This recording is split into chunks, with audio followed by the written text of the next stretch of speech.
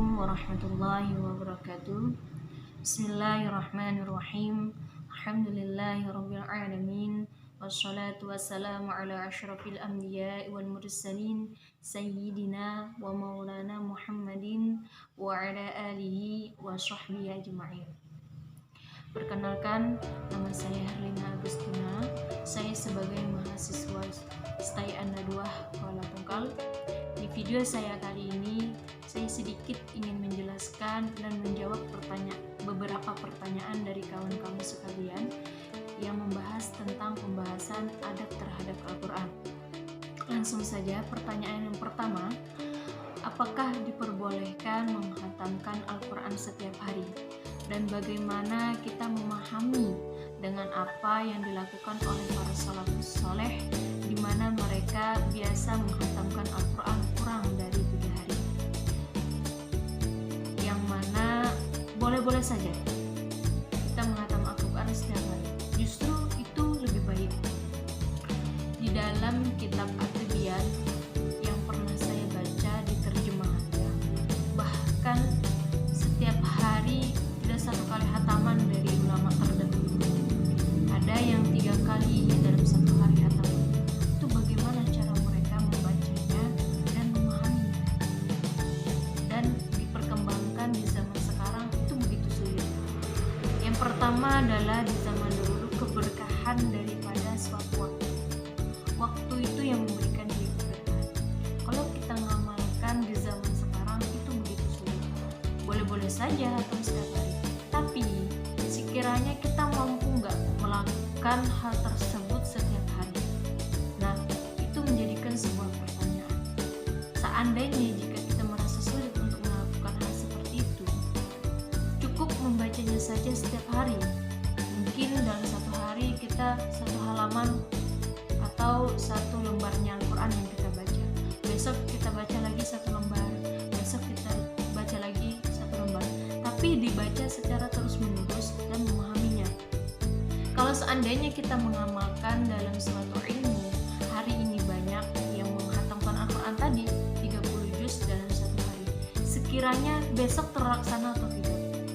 Kemungkinan besar, saya jamin untuk di zaman sekarang ini 90%-nya hari ini menghatamkan Al-Quran, besok tidak akan mampu. Karena mayoritasnya apa? Perkembangannya sudah berbeda. Cara memahaminya itu jelas ada perbedaan orang-orang terdahulu dengan yang sekarang, karena mereka memang halnya melakukan seperti itu, ya tadi keberkahan suatu waktu. Kalau kita itu begitu sulit untuk mengamalkan. Toh, jangan mempersulit diri sendiri. Kita cukup mengamalkan satu ilmu sedikit tapi setiap hari. Pertanyaan yang kedua, jelaskan hal-hal yang termasuk adab terhadap Al-Quran. Yang pertama, kita tahu bahwasanya Al-Quran adalah kitab yang suci yang diturunkan oleh Allah Subhanahu wa Ta'ala. Maka dari itu, kita pun ingin menyentuhnya harus dalam keadaan suci pula. Yang pertama, mempunyai wudhu, tidak berhadas dari hadas besar maupun yang kecil. Nah, itu salah satu daripada adabnya. Kemudian berikan contoh adab terhadap Al-Quran. Contohnya saya kasih tadi adalah mempunyai wudhu ketika ingin menyentuh Al-Quran. Yang kedua, kita menghadap kiblat. Nah, itu salah satu daripada memuliakan dalam ingin membaca Al-Quran atau menyentuh Al-Quran tersebut. Kemudian pertanyaan yang keempat adalah bagaimana cara adab yang paling baik terhadap Al-Quran dan hal apa saja yang harus dihindari. Kita tahu Al-Quran itu adalah salah satu daripada kitab yang mulia. Nah, maka dari itu di sini adab yang paling baik dan cara menghindarinya, hal yang perlu dihindari adalah kita jangan membuat atau Al-Quran itu sebagai mata pencarian, karena itu sebagian dari adab terhadap Al-Quran. Tugasnya kita adab terhadap Al-Quran itu yang penting adalah kita tahu bagaimana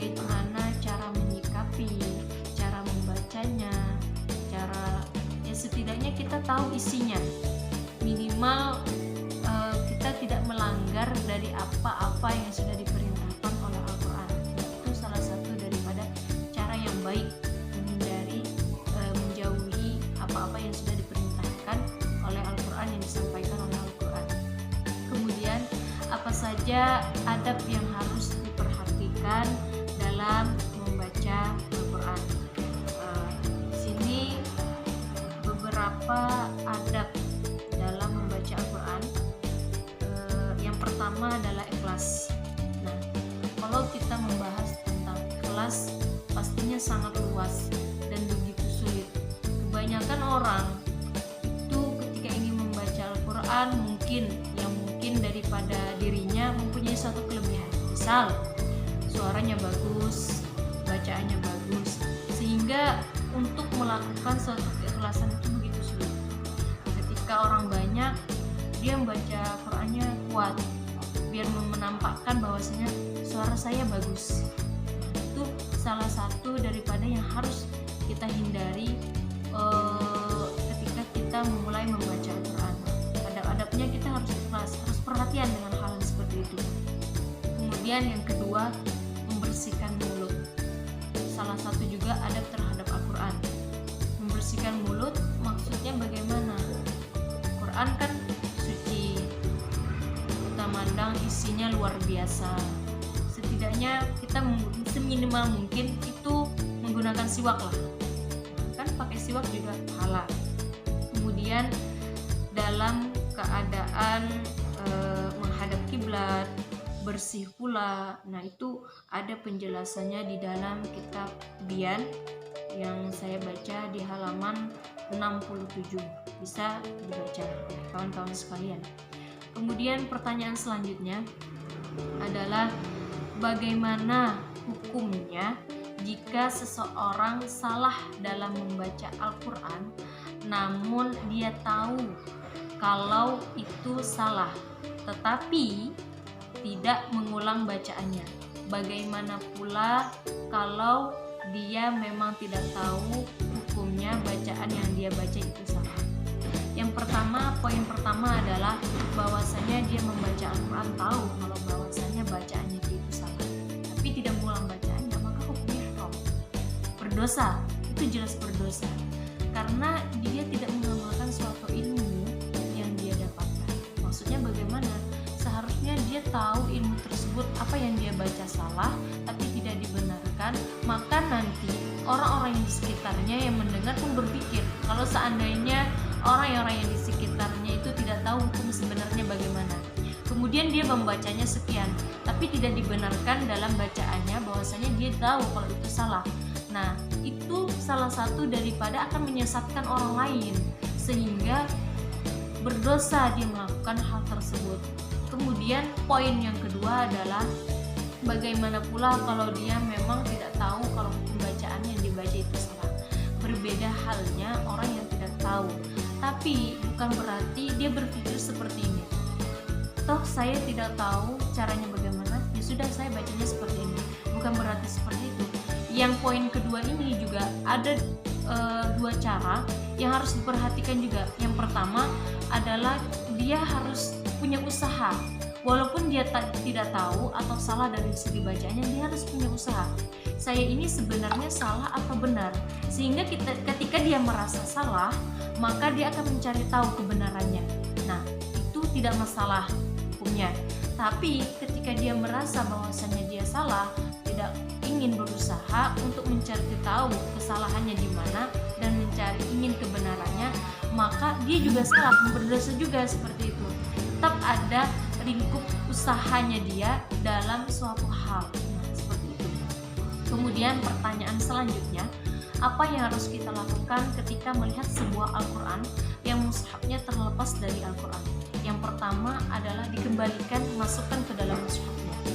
Nah, sesuaikan. Kalau seandainya ada beberapa mushaf yang lepas, itu kan biasanya ada halamannya. Kita lihat Al-Quran yang mana. Kalau seandainya pun Al-Qurannya tidak ditemukan bahwasanya mushaf tersebut ini ada halamannya, tapi kok ini kertasnya yang di mana ya yang tidak ada mushafnya, maka yang harus kita lakukan adalah menaruhnya tetap di atas. Jangan sampai membiarkan mushaf tersebut berjatuhan atau berserakan di mana-mana. Khawatir orang lain nanti akan memijaknya. Nah, itu salah satu cara kita untuk menjaga memuliakan Al-Quran tersebut. Kemudian pertanyaan selanjutnya, di zaman sekarang sudah canggih. Kebanyakan orang membaca Al-Quran melalui HP, sedangkan HP itu kita bawa ke WC atau kamar mandi dan meletakkannya di mana tempat kita mau. Sedangkan di dalam Al-Qur'annya ada bacaan Al-Quran tersebut. Mohon penjelasannya. Maka dari itu saya jelaskan kembali. Aplikasi Al-Quran yang ada di dalam Al-Quran itu bukanlah mushaf. Mushaf itu adalah, kita terjemahkan dulu bahasa mushaf. Mushaf itu kertas. Nah, kertas Al-Quran. Kalau HP ataupun aplikasi itu bukan kertas, karena memang alat yang canggih, bukan mushafnya. Nah, itu suatu perbedaan. Jadi tidak ada masalah kalau seandainya kita membawa HP tersebut walaupun mempunyai aplikasi Al-Quran yang di dalamnya bacaan Al-Quran, mungkin HP-nya yang kita taruh di kantong atau diduduki atau segala macam. Nah, itu tidak masalah karena dia bukanlah sebuah mushaf. Yang menjadikan mushaf itu adalah kertas Al-Qurannya, bukan Al-Quran yang di dalam HP, karena dia tidak termasuk daripada bagian mushaf. Tidak masalah, kita mau pegang juga dalam keadaan suci juga, tidak suci juga tidak masalah. Nah, itu ada perbedaan pendapat dalam hal-hal yang seperti itu. Kemudian bagaimana cara kita mencintai Al-Quran? Kita tahu dengan kata-kata kenal dulu. Kalau tak kenal maka tak sayang, kalau tak sayang maka tak cinta. Nah, otomatis kita cari tahu dulu apa itu Al-Quran, siapa yang menurunkan Al-Quran. Nah, setelah kita mengenalinya, maka mulai kita membacanya. Ketika kita mulai membacanya terus menerus istiqomah dalam bacaannya, maka ketika kita memulai untuk 1 hari 2 hari tidak sempat terbaca, maka kita akan merasa bersalah. Nah, karena sudah terbiasa tadi. Nah, kalau kita sudah mulai merasa bersalah dengan hal seperti itu, kemarin saya nggak baca Quran, akhirnya saya merasa bersalah banget karena biasanya sudah baca Quran tiap hari. Nah, itu salah satu bentuk timbulnya sebenarnya sudah rasa cinta kita terhadap Al-Quran tersebut. Kenali dulu, baca dulu, nah baru kita pahami hal-hal seperti itu, maka kita akan merasakan bahwasanya kita mencintai Al-Quran tersebut. Pertanyaan yang terakhir adalah, apa saja adab-adab terhadap Al-Quran dan bagaimana caranya agar kita dapat melakukan adab-adab tersebut dengan baik? Itu kembali kepada diri kita sendiri, kesadaran kita sendiri. Kita mempunyai guru sudah menyampaikan suatu ilmu bahwasanya adab terhadap Quran seperti ini. Berudu, jadi menghadap kiblat. Nah, kalau seandainya kita berpikir kepada diri sendiri ingin mengamalkan suatu ilmu, maka kemanfaatannya kembali kepada diri kita sendiri. Yang baik pun dapat kembali kepada diri kita sendiri. Di dalam hadis menjelaskan bahwasanya barang siapa yang mengamalkan satu ilmu yang telah dia dapatkan, maka akan Allah tambah satu ilmu yang lain yang belum dia ketahui. Nah, kalau seandainya kita pengen satu ilmu lagi, ditambah lagi, ya kita amalkan dulu ilmu yang sudah kita dapatkan.